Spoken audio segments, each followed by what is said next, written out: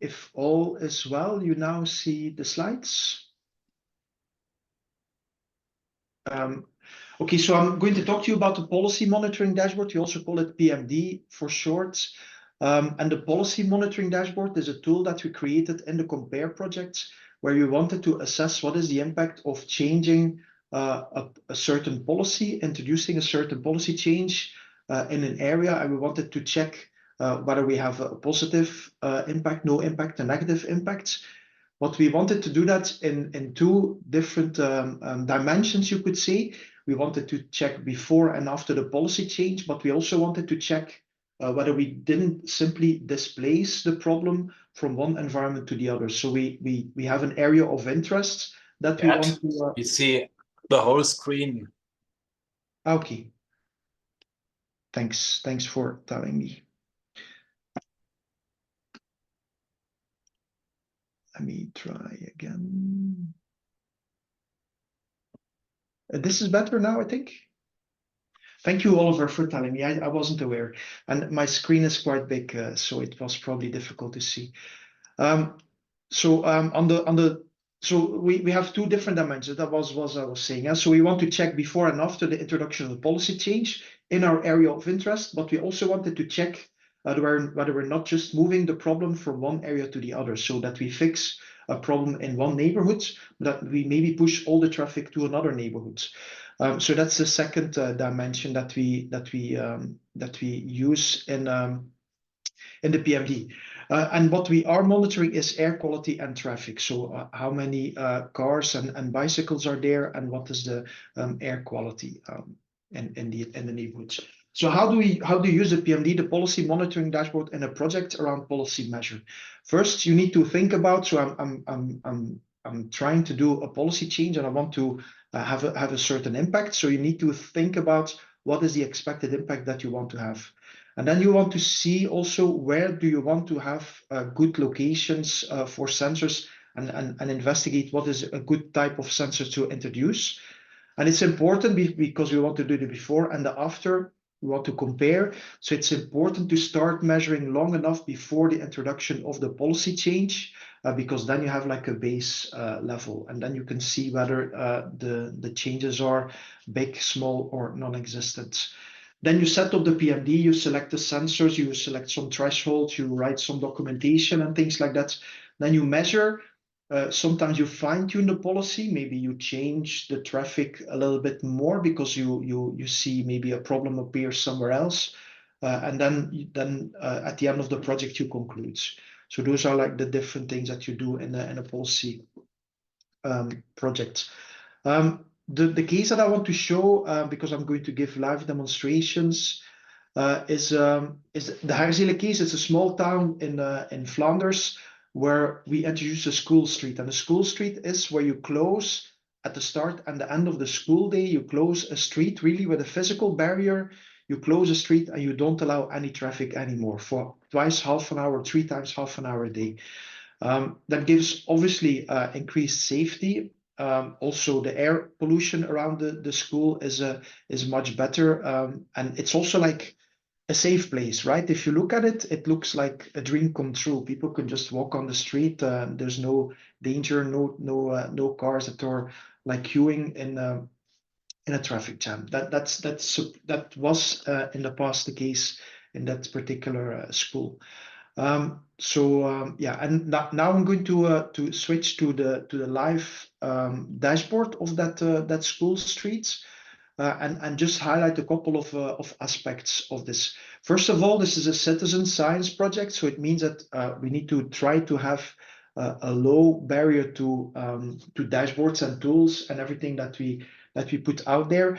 So we've created a dashboard. We've created some rather simple visualizations, but we also add a lot of information about the project.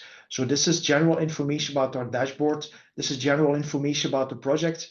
If you click on more info, you get even more information. You get sent to the website of the project with some more explanation. Like when there's like a group, we explain what is in the group. So those things. Also, it's a citizen science project, so most likely there will be multiple people working together on this project or want to maybe talk about it together. We also have a functionality here that you can create a URL that takes all the settings that you've put in the dashboard. So if you selected a certain area, if you zoom in or zoom out, if you select here some data sets, all of that is also saved in that same URL. You can click here on the copy and then send it to somebody, and they will look with exactly the same view to the dashboard as you had. So then there is no like the Chinese game where you whisper something in somebody's ear and there's like a lot of information lost. So that all is gone. Then the first part of the dashboard is a map of all the different sensors. We have two different groups. So the yellow is the neighborhood and the green is the street. So you see we measure here and we measure around so that we have no displacement of the problem. I opened here a sensor. You see it's a Telram sensor. It's a traffic sensor. This is the location and this is how often it sends data.